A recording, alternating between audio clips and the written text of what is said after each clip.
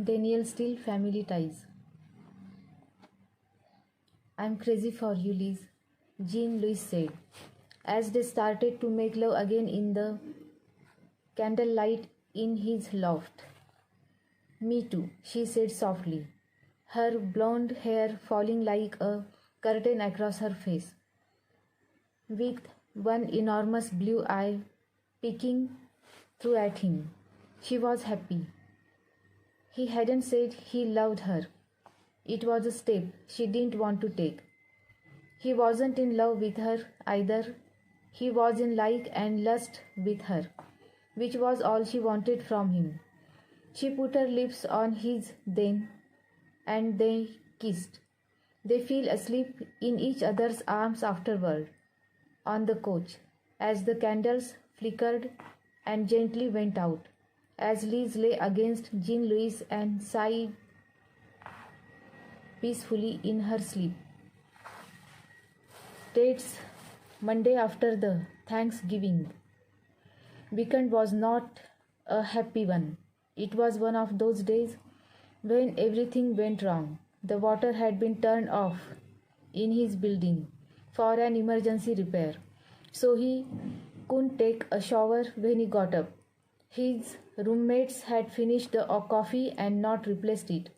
He missed 2 buses and then a subway when he tried that to get to school and was late to class, and when the assistant professor handed back their papers on a quiz from the week before.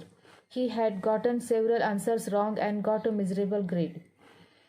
The guy sitting next to him had BO, and by the time class was over, he was in a rotten mood from the lousy grade on the quiz he had actually studied for, and the unpleasant seat. He was leaving the class with a glum expression when the teacher signaled him. The professor who normally taught the class was on sabbatical writing a book, and she had taken over his duties for a year. Her name was Patty Sears. She was an attractive woman with long curly hair who wore jeans and Birkenstocks with socks and t-shirts that showed off her breasts. He had noticed it when he was bored in class. She took to be in her early 30s and was sexy in a wholesome, natural way.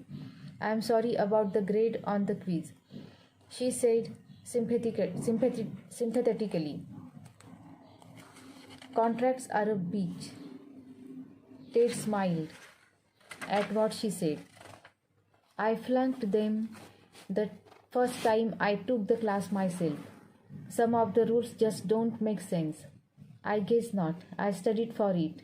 I have to read those chapters again," Tate said diligently. Throughout his entire school and college career, he had always had good grades, and other than the recent quiz, he was doing well. He was in his second year at NYU Law School.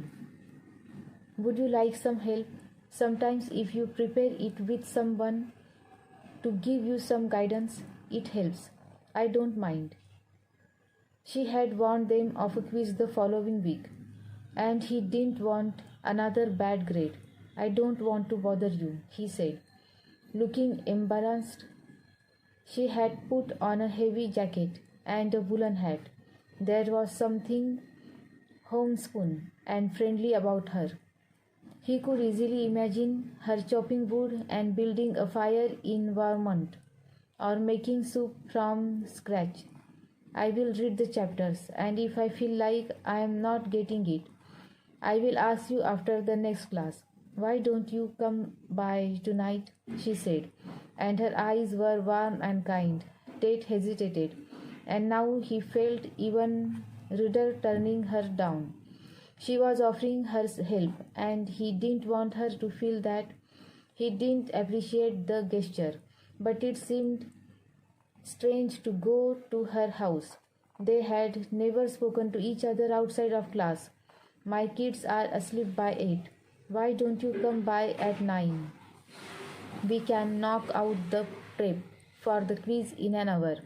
I will give you some pointers about contracts and show you some things that are key.